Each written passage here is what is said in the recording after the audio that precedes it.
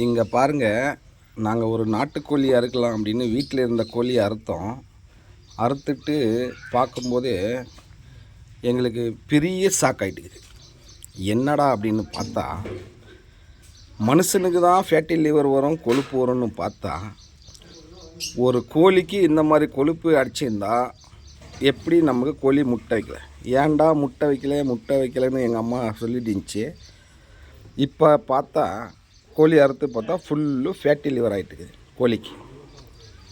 கோழி எந்த எண்ணெய் ஊற்றி சாப்பிட்டுச்சுன்னு தெரியல எங்களுக்கு. ஆனால் நாங்கள் வெறும் அரிசி பருப்பு தான் போட்டோம்.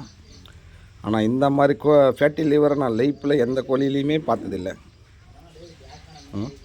என்னப்பா இது கோழிக்கு வந்த சோதனை? இந்த மாதிரி ஃபேட்டி லிவர்னால் மனுஷனுக்கு இந்த என்ன ஆகும்? இது இன்னொரு கோழியோட லிவரு. இதனுடைய லிவரை பாருங்கள் எப்படி இருக்குதுன்னு. இந்த கோழியோட லிவரை பாருங்கள் எப்படி இருக்குது. எவ்வளோ கலர் டிஃப்ரெண்ட் இருக்குதுன்னு பாருங்கள்.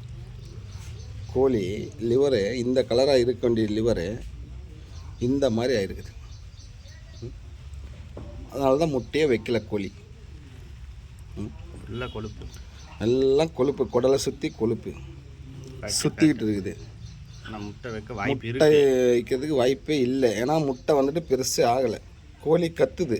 என்னடா கத்துதுன்னு பார்த்தா முட்டை வைக்க முடியாமல் கத்திக்குது. இது வரைக்கும் கொழுப்பை கை கட்டுது.